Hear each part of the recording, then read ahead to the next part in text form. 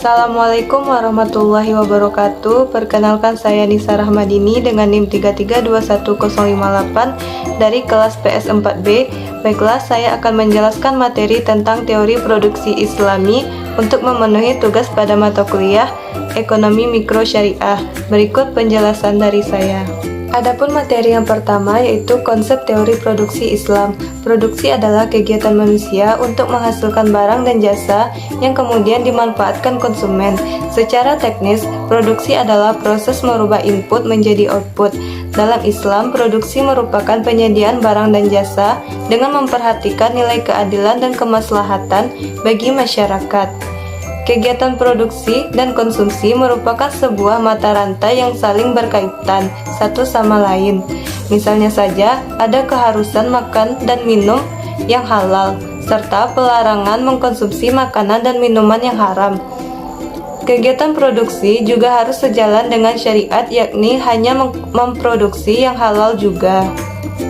Kemudian yang kedua yaitu teori perilaku produsen. Teori perilaku produsen dalam perspektif ekonomi Islam yakni ilmu yang mempelajari perilaku ekonomi di mana perilakunya diatur berdasarkan agama Islam, dan teori produksi menjelaskan tentang perilaku produsen dalam memaksimalkan keuntungannya dan mengoptimalkan produksinya.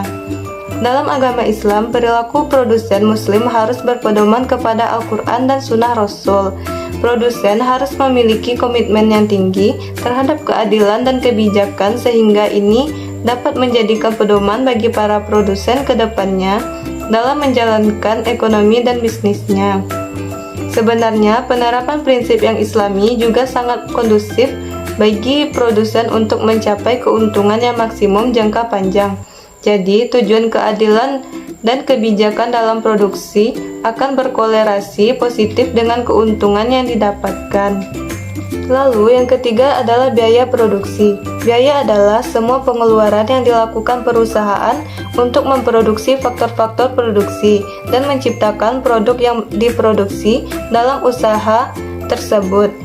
Biaya produksi yang dikeluarkan setiap perusahaan dapat dibedakan menjadi dua jenis, yaitu yang pertama biaya tetap atau fixed cost, yaitu biaya yang dikeluarkan oleh perusahaan dengan tidak memandang apakah perusahaan itu sedang menghasilkan barang atau tidak, contohnya gaji pegawai, biaya sewa, dan lain sebagainya. Kemudian biaya variabel atau variable cost, yaitu segala macam biaya yang dikeluarkan berhubungan dengan besar kecilnya unit produksi yang dihasilkan, contohnya tenaga kerja, bahan baku, dan lain sebagainya. Keseluruhan biaya produksi yang dikeluarkan dinamakan dengan biaya total atau total cost. Total cost ini didapatkan dari penjumlahan biaya tetap dan biaya variabel tadi. Lalu materi yang keempat yaitu efisiensi produksi dan skala ekonomi. Dalam kriteria ekonomi, suatu sistem produksi dikatakan lebih efisien bila memenuhi salah satu dari kriteria ini, yaitu minimalisasi biaya untuk memproduksi jumlah yang sama, kemudian memaksimalkan produksi dengan jumlah biaya yang sama.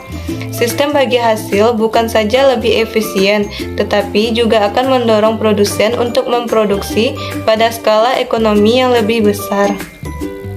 Kemudian materi yang terakhir yaitu perbandingan konsep produksi Islami dan konvensional.